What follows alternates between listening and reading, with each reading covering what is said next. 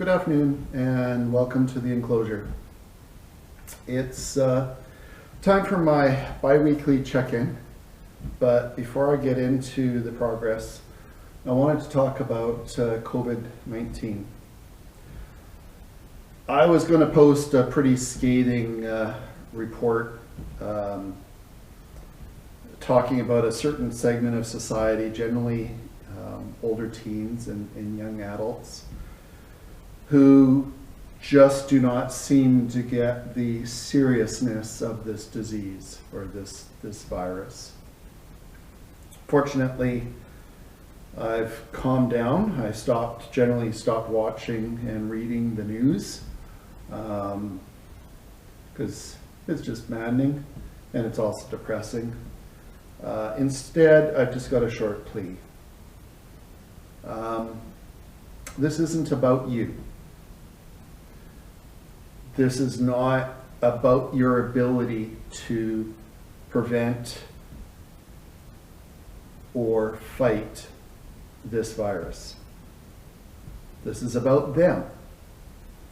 This is about the seniors in your life or around you, people with compromised immune systems like AIDS, cancer, emphysema, or even asthma. This is about not spreading it to them. Public health has called for social distancing. So what does this mean in practical terms?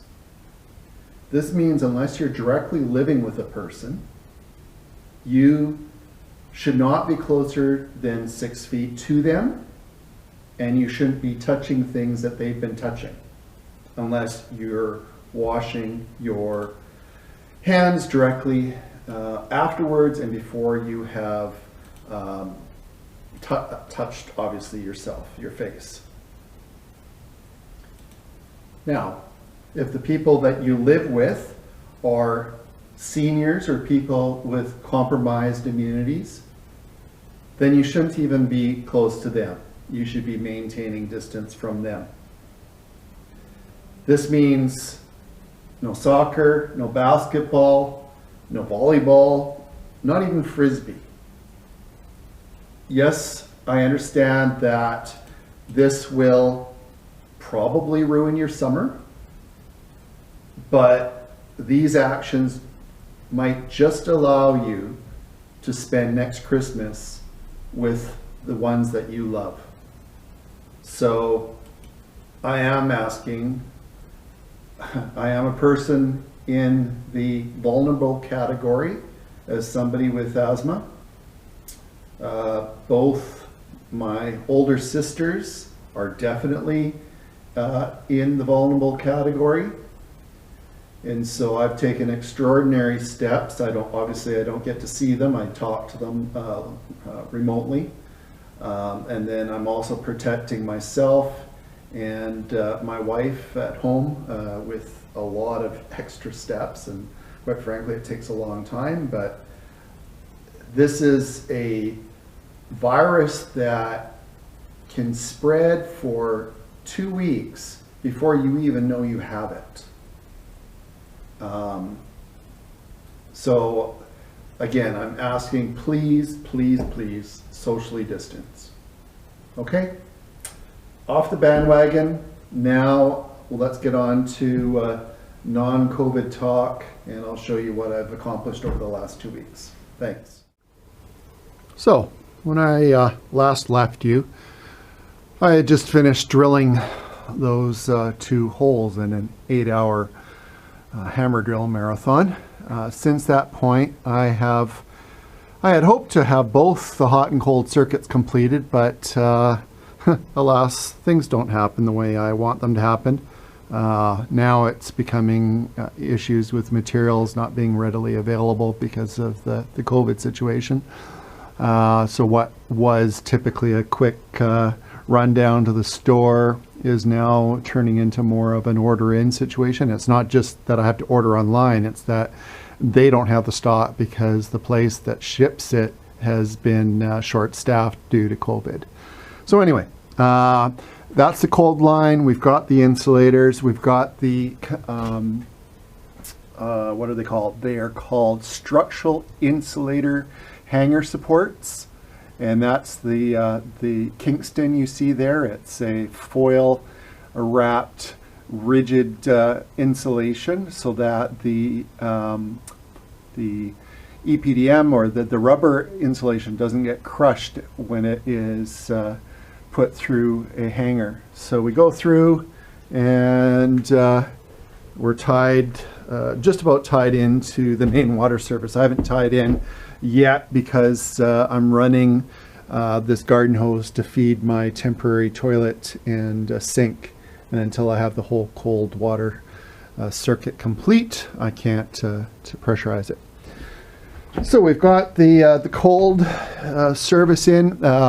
At about that point there will be a connection into the hot water tank that is going to eventually go beside this sump where all this garbage is, recycling.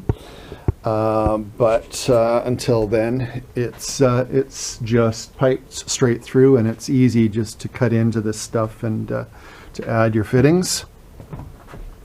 So we come through and come across and tee off to various points here. I won't get into all the specifics, but let's just let's say that the use of this PEX-A, the Uponor ProPEX, WizProPEX, whatever you want to call it, it's a wonderful product and it's very easy to use. It's actually a joy to use. It's so much easier than copper and so much easier than the PEX-B. You can form it, you can heat form it into shapes that you want, and I'll have a little bit of a separate video on that. But you can see here, we've, if I can show you, it's a little dark here, so you might not be able to see it. Yeah, I'll show you a little later. I've got something that is more illuminated. Anyway, so we've got down for our basement shower. We've got it down for our sauna feed, which is down, you can just see it there. I've got it for the toilet circuit, and some of you are going to ask, well, why do you have a potable circuit when you have a non-potable circuit? I have allowed for, if the non-potable ever became non-operational, a potable source of water next to the toilet, as well as if there's ever a need down the road where the residents need self-wash or that kind of situation, then we've got a potable water supply for it. And then of course for the lavatory down here, I've got it for the washer, clothes washer, cold water supply, and cold water supply for the laundry sink. And then over here we've got a connection for the shop, and this bare one over here will be the one that feeds the HVAC equipment, the boiler, or the hot water system. And generally I have, unlike the non-potable water, I have made the insulation continuous through all holes. So I'm not trying to seal it around framing. I've put it through framing that's large enough that I can put the hole right through. As for instance, you see down here, that is a connection into the cold room for a sink off of the basement bathroom. So let's go upstairs quick, and we can see I have connected to the waste heat hot water recovery. So this is going to be the cold water fed to the shower, is preheated by the hot water draining down and transferring that energy to the cold water, which then, because it's a temperature balancing system, you use less hot water in the shower. So that's been done, and that took a little bit of figuring out to get the best layout that was solderable without burning everything up. So basically here I used a series of shields to protect both the ABS and the 2x6. And then there is some over on the first floor bathroom. I've got the beginnings of the lavatory faucet in. Again, I have another video on that. And I've got a fresh water supply for the toilet again. And then I've got a feed up to the second floor. And that is just terminated at that point. I haven't gone any further. We're about to bring a shower connection down. It's going to have to be into a recessed box so that the shower can be tight against the wall. The connection is up here. Actually, it's just there. You can see it there, about that height there. And then what else? Kitchen sink is going to come out. You can just sort of see it in the background. I'll get closer. It's going to come out of the floor and up through the bottom of the cabinet. So you see it there. And then I'm also going to pipe in a connection for a future ice maker on the fridge. So that's what that'll be. And that's about as far as I got with the running of pipe. Doesn't seem like much in 2 weeks, but there was a lot of other stuff done.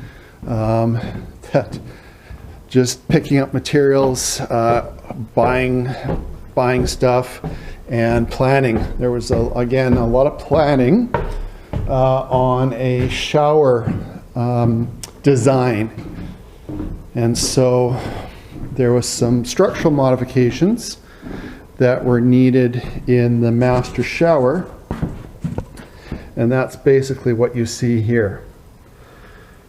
So what we've got is we've got a volume control valve that will go sort of in this location here. It will control the volume of water going to the shower head. Next to that, we'll have the temperature control valve. And this will allow us to basically reach around this corner and turn on the water without being in the shower. Then we've got body spray control valve, and finally the hand wand control valve. And then up in the upper section here, we are going to have a selector valve that will select the shower head between a general rain head or a waterfall or both. And then there's also going to be 4 body jets, 1, 2, and then 3. Sorry, 3 and 4. Or I guess, sorry, 1 down, 3 and 4 down here. So just had to do some framing to carry those header loads. The other thing that was figured out was that my plan of doing a deck mount faucet for the hallway family bath was not going to work. The width of the tub rims aren't wide enough to have both a faucet and a shower door. And I had not thought about the shower door in this room, but of course it is going to be a combined bath and shower, so it needs a shower door. So I had to take out a pocket door that I had in this location, and will instead need to put a swing door so that I can put the plumbing all in this area here. So that concludes the progress. As I said, I've got a couple of detailed videos on some of the stuff that I've gone over right now. But that's it for now, and we will see you again soon.